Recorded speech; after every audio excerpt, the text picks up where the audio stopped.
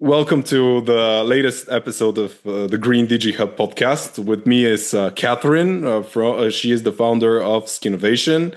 And Kathrin, can you please introduce yourself? How would you like the audience to get to know you? Hi. As you already said, my name is Kathrin. I'm originally from Germany, but I think I played quite the European concept through. After graduating high school, I moved to UK for a year for social work. Then I studied in the Netherlands. I did an internship back in Germany, and then moved to Austria. By the way, during my studies, I also did exchange semesters abroad in Taiwan and France. But then my professional journey led me to Austria, where I lived for almost 10 years before moving for love to Italy, but still commuting for work to Austria. We are living just, across the border. Mm-hmm. And I founded Skinnovation, startup and innovation festival on skis. But I would see myself as an entrepreneur, who did different ventures, some more successful, some less successful, some for profit, some for non-profit. That's me. Can you explain in a nutshell what exactly is Skinnovation for the people that don't know? Yeah. So basically, Skinnovation is a startup and innovation conference on skis. So what we said, basically all participants are on skis, and the talks take place in the ski huts. The pitching takes place in the gondola. We have different networking formats, which also take place on skis or in the gondola. For sure, we have also a lot of fun elements like a ski race. And what makes our event special is that everybody meets each other on eye level, because it's not taking place in a dusty conference room, but outside when you breathe fresh air and do sports together. Yeah, and how have your past experiences in entrepreneurship and your life experiences led to the idea of Skinnovation? How did you create this idea? Okay, I would say this idea actually comes from Africa. Maybe not the most obvious thing, because before I moved to Austria, I also did a little trip to Africa. We were like a group of people organizing the Ampion Venture Bus. It was basically a bus trip, 7 days, driving through Western Africa, Ghana, Togo, Benin, Nigeria, Ivory Coast, and during daytime working on startup ideas, and in the evening pitching them in local incubators, accelerators.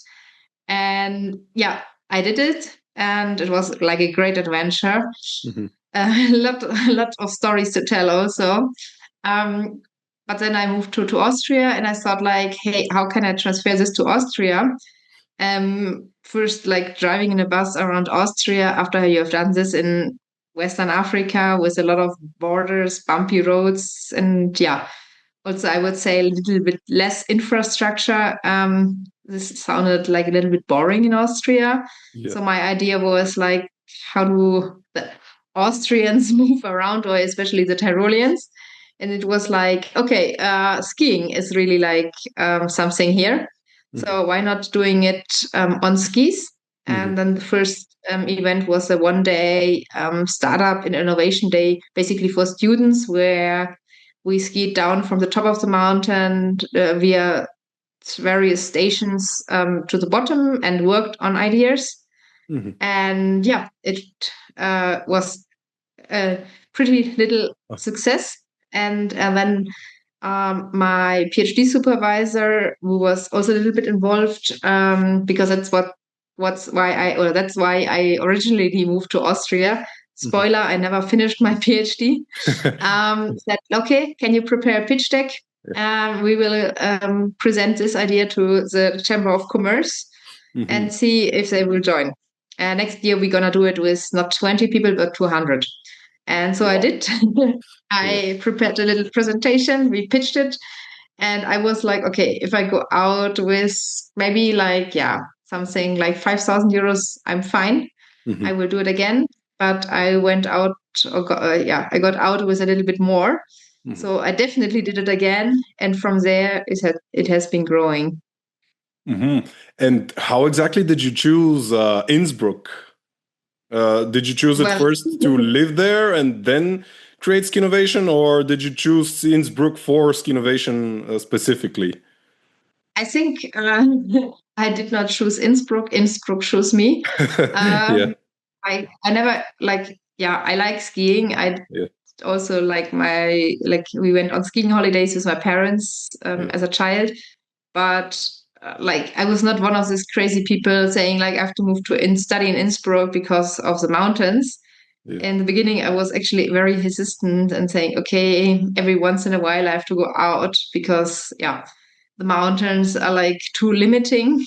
yeah. And I just came there for the job. Like I got a job offer from university there. Mhm. And then, yeah, basically, I said, I will stay one more year. Yeah. And in the end, like I had to add a zero to the one staying more than 10 years. Well, I think you did a right choice because I really love Innsbruck. I've been twice there, and it's a very, very beautiful town, especially with the mountains. They're very accessible. Everybody has this sport ski culture, like everybody is skiing. So I think it's a very good choice. And what this is related also to my next question. So, what makes the Skinnovation community and the people that go there different from other events? And what type of people usually go to Skinnovation? I think what makes them different is like at Skinnovation, people are united not only by their passion for startups, but also their passion for skiing or like mountain sports in general. So you have like the professional passion, but you also have like the personal passion, Yeah, and this unites people much better. And then also you don't have the startups walking around in hoodies and the investors in their suits, but you have everybody in ski gear and maybe some startups skiing much better than the investors. yeah, And so it's much more accessible. You can just go skiing together, but you can also pitch to each other. yeah. And I think that this is what makes the Mhm. difference. And also, 1 or 2 months ago, you hosted the first event of Skinnovation outside Innsbruck. It was in Italy. Can you tell more about how it went and what are your insights? Yeah. So it went very well. It was like smaller. It was like we are now about 1,000 people attending Skinnovation Austria, and Italy. It was taking place in Madonna di Campiglio, but with like around 200 people, which Mhm. was also like going a little bit back to the roots because yeah, we also started with like about this number, or we had this number in earlier days. And yeah, it was a success, I would say, definitely. We said in the very beginning, we were a little bit hesitant, saying like we can't just do an event in a different European country because basically we source people from all over Europe and we don't want to cannibalize our own event. But we said, like, if we do an event abroad or in a different place, we have to do a different focus. So, Skinnovation Austria is very much focused on startups.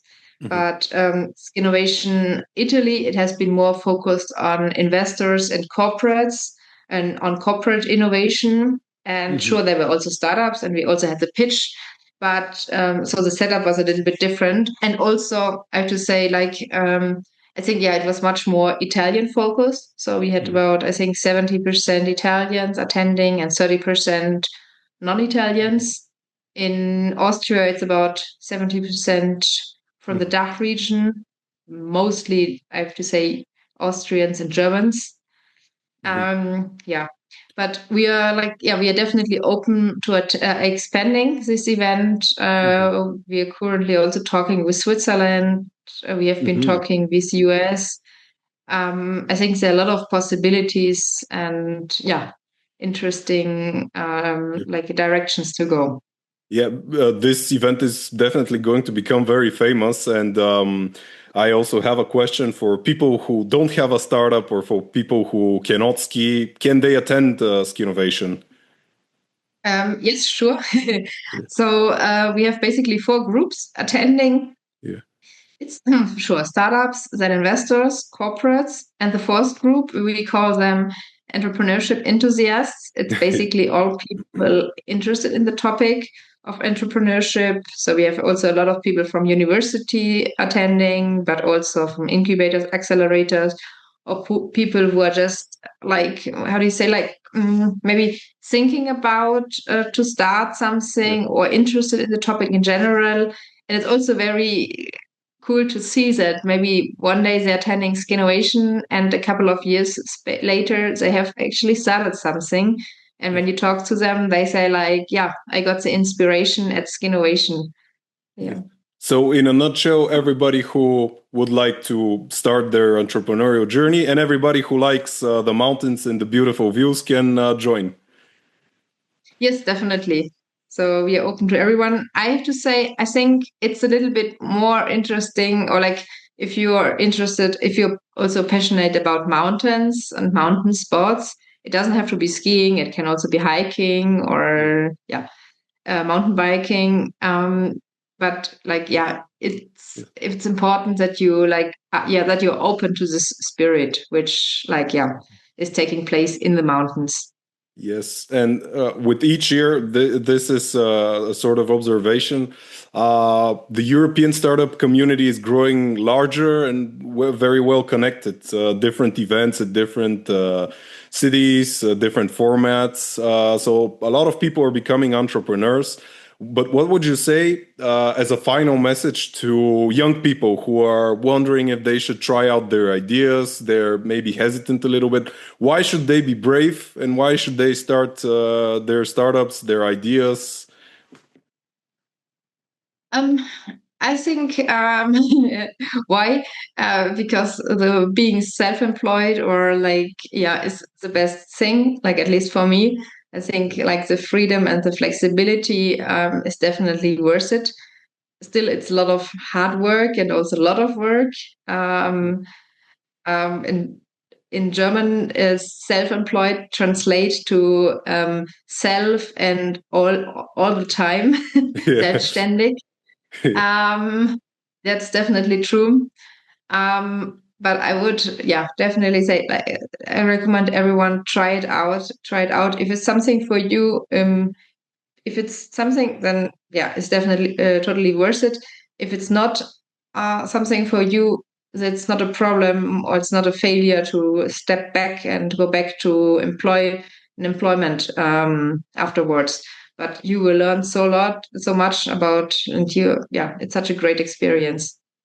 Yeah, thank you very much. And let's hope that Skinnovation is like an inspiration for young people to start their own ideas because you start small, but 10 years later, now you have, like you said, 1,000 people attending in 2025, right?